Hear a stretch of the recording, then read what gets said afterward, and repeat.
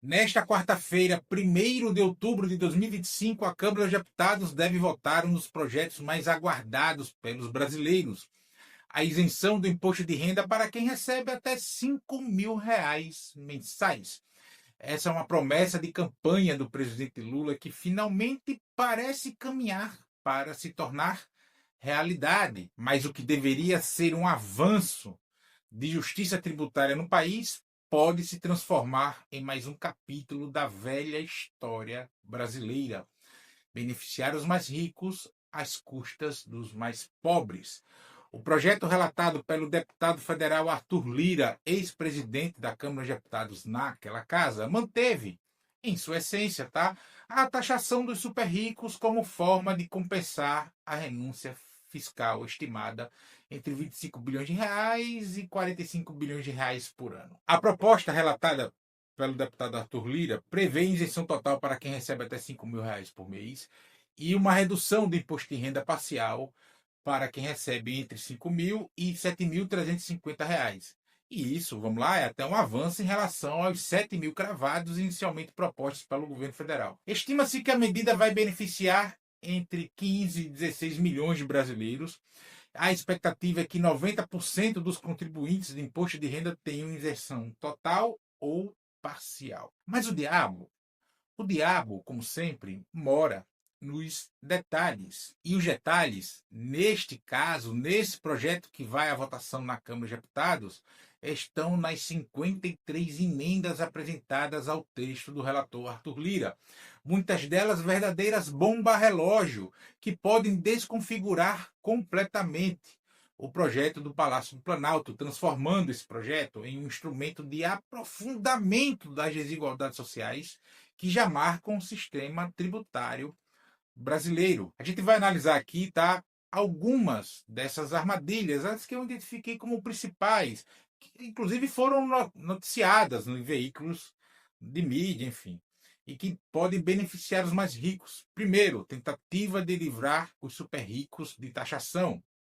A Comissão de Agricultura da Câmara de Deputados, presidida pelo deputado Rodolfo Nogueira, do PL do Mato Grosso do Sul, apresentou 9 emendas ao relatório de Arthur Lira, sendo que uma delas suprime completamente a taxação de pessoas que recebem mais de R$ 600.000 por ano. Esta emenda, se aprovada, eliminaria o principal mecanismo de compensação fiscal, a isenção de imposto de renda para quem recebe até R$ 5.000, inviabilizando o projeto para a maioria dos brasileiros, ou criando um rombo nas contas públicas. É importante lembrar que a taxação dos super ricos é que garante a chamada neutralidade fiscal do projeto. Sem essa compensação, o governo Lula teria duas opções igualmente ruins: abandonar a isenção para a classe média ou aumentar o déficit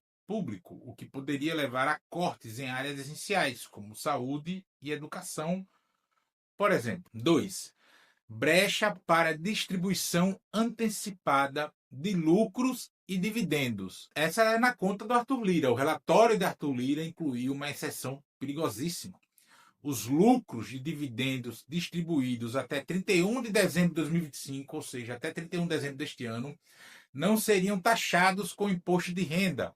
Esta janela de oportunidade permitiria que grandes empresas e indivíduos de alta renda antecipassem a distribuição de seus lucros e dividendos, evitando serem taxados, serem cobrados, ou seja, deixando de pagar imposto. O resultado seria uma redução drástica na arrecadação esperada pela taxação dos super ricos no primeiro ano da vigência da lei, comprometendo a sustentabilidade fiscal da isenção de imposto de renda. E aí, mais uma vez, quem pagaria esta conta são os trabalhadores assalariados, a classe média, que não tem como escapar de tributação na fonte. 3. O adiamento estratégico da entrada em vigor da isenção do imposto de renda. Entre as 13 emendas apresentadas pelo deputado Mendonça Filho, do União Brasil de Pernambuco, uma propõe adiar a entrada em vigor da lei para 2027. Essa proposta colide frontalmente com as expectativas do governo Lula e da população brasileira, que considera a reforma do imposto de renda uma prioridade estratégica para o governo e para o país, e deseja implementar as mudanças, evidentemente, a partir de 2026. O adiamento não é apenas uma questão de calendário, tá? O que o Mendonça Filho propôs. É uma estratégia para prolongar o cenário atual de defasagem da tabela do imposto de renda, que penaliza principalmente a classe média, enquanto mantém intactos os privilégios tributários dos mais ricos. Cada ano de adiamento representa bilhões de reais que vão continuar sendo pagos indevidamente por trabalhadores que já deveriam estar isentos há muito tempo. 4. Os jabutis do agronegócio. As emendas da Comissão de Agricultura, sempre ela, incluem uma série de jabutis que beneficiam exclusivamente o agronegócio. Entre os jabutis, a isenção de imposto de renda para produtores rurais que têm renda de até R$ 508.320 por ano ou R$ 42.360 por mês. A zeragem de outros tributos para insumos agropecuários e a obrigação de que a União reinvista ao menos 70% dos lucros com LCAs, que são ativos de renda fixas ligados ao agronegócio no próprio setor. Estas medidas não têm qualquer relação com o objetivo original do projeto do governo Lula, que é corrigir a defasagem da tabela do imposto de renda e promover justiça tributária. São, na verdade, tentativas de aproveitar a tramitação de um projeto popular para embutir benefícios que dificilmente seriam aprovados se discutidos abertamente. 5. Insuficiência das compensações fiscais. Algumas emendas apresentadas propõem mecanismos de compensação fiscal nitidamente insuficientes. A Comissão de Agricultura, por exemplo, sugere que o governo federal seja obrigado a apresentar no projeto de lei orçamentária cortes de investimentos suficientes para garantir a compensação das perdas com a arrecadação, com a isenção do imposto de renda e o cumprimento das regras fiscais. Essa proposta transfere o ônus da compensação para o lado dos investimentos, o que inevitavelmente significaria cortes em áreas essenciais, como saúde, educação, infraestrutura e programas sociais. É uma forma de garantir que os mais ricos continuem não pagando a justa parcela de impostos.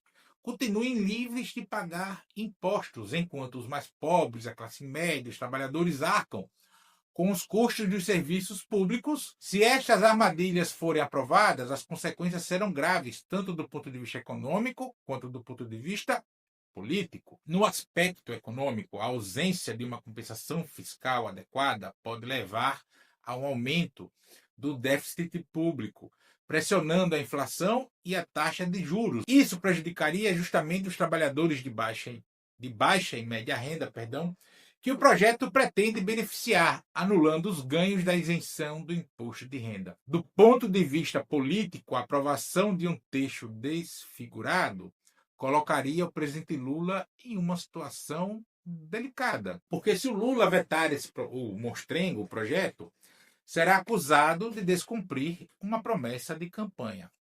Se sancionar, poderá ser responsabilizado pelo desequilíbrio fiscal e pelo aprofundamento de desigualdades sociais, evidentemente, que alguma medida tirar dinheiro de algum lugar para compensar. E ainda temos o texto aprovado pelo CAE, pelo Conselho, Comissão, enfim, de Assuntos Econômicos do Senado, relatado pelo senador Renan Calheiros.